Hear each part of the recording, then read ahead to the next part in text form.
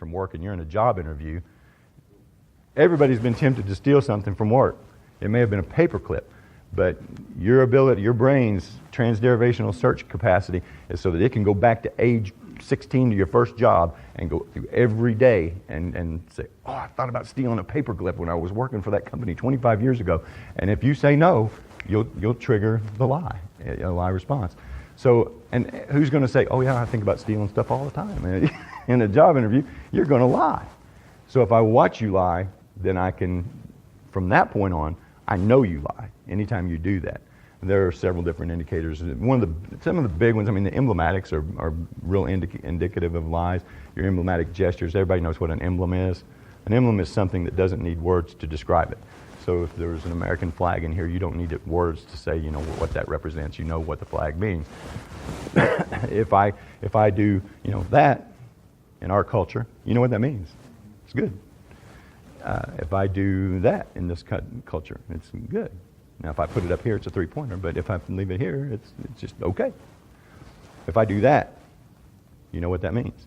But now, if I'm sitting here talking to you, and you're telling me something I don't want to hear, and you see my hand do that, I'm telling you to stop. And that, I mean, it's an emblematic gesture, and it's about 99% accurate as to what the person's true emotional feelings are. So if you see that, another gesture that is in our culture is this. What does that mean? It means I don't know, right? Okay, now if I tell you that my product is one of the best products in market, it is a perfect fit for your company, and I shrug one shoulder, just slightly. I've just told you, I don't know if this is good for you or not. I've basically lied to you. And like I say, the emblems are 99% plus accurate because they are not stress-induced. If, you know, a person who does something like, I don't know, our illustrative gestures. I talk about body language pie. There are pacifiers, illustrators, and emblematic gestures that we use when we speak. If someone's talking to you and you ask them a challenging question, a threatening question, and they start picking fluff off of their jacket, or they adjust their cuff lengths when they're talking, you know, and they're doing these comforting gestures while they talk, you know, well, they've stressed. It's an anxiety response or stress response. Could be a lie.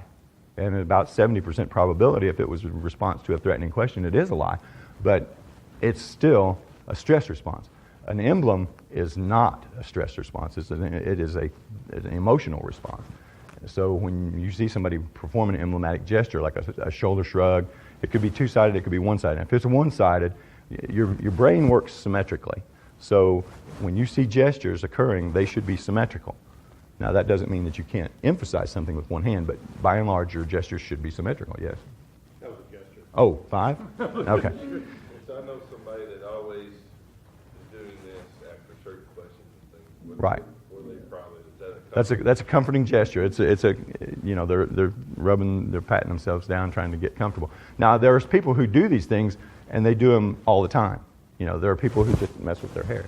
But touching of the face while you speak, one of the biggest emblematic gestures, and you see it a lot in business meetings, and you see it in political gatherings, is the leakage of the middle finger.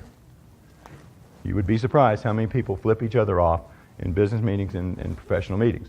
And say that is a great point. You know, I really like that idea. And so I've number one, I've touched my nose, which is a big indicator of a lie, and I did it with my middle finger, so I flipped you off. You guys remember Seinfeld? Remember the episode where George thinks the waitress is... It is a subconscious leak of your true emotion, how you really feel. So if you see somebody sitting in a business meeting and they're sitting there like that, you know, they may not be aware of it, but that's their true emotion. Another thing that people do, and this is very common that you see, is a blocking maneuver. If I'm talking to you and I'm starting to get uncomfortable, I may move something over in front of us. I've built a wall between us.